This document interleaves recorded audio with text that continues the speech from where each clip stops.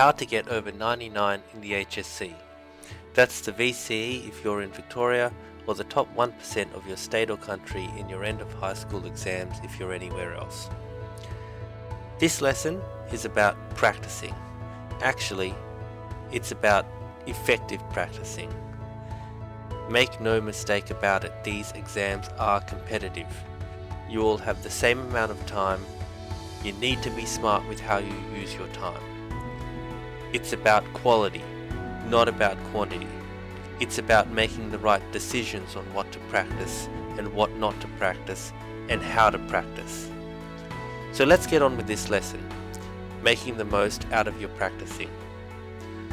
I've wasted countless hours and days of my life studying in a suboptimal way. I spent so much time studying but wasn't always getting the pace of improvement I wanted. Then I discovered a few techniques on how to practice properly, and I found that even though I was spending less time, I was getting better marks.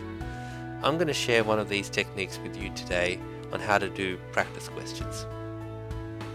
The first thing you need to understand is you need to de-link time and results. Just because you're studying a lot, it doesn't mean you'll get good marks. I know plenty of people who studied a lot and didn't get as good marks as other people who studied less but studied more effectively. Second, focus on doing questions that are examinable. It's great to learn other things outside of the course, but you're better off doing that in your spare time. Third, aim for perfection. Don't move on until you get all your practice questions right. Let's use some basic mathematics questions as an example. X plus 2 equals 7. What's x? What is 5 factorial?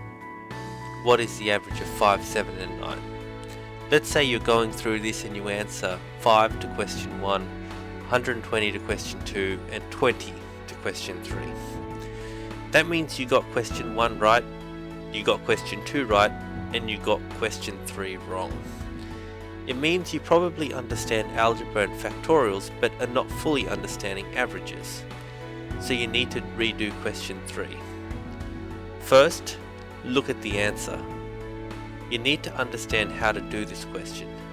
Make sure you understand the answer. If you don't, you may need to go back to your textbook and try to understand how to do it.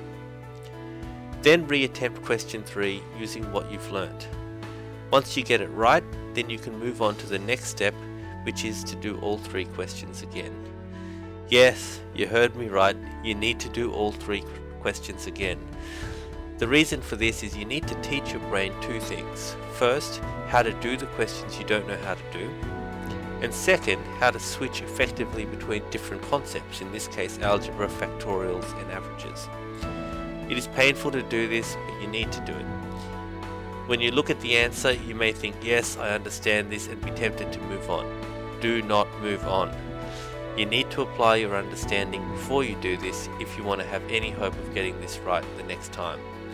And while it may be painful, when you get that great result, I promise you it will be worth it. Next lesson, I'm going to teach you about goal setting and in particular how to track your progress and improve your marks.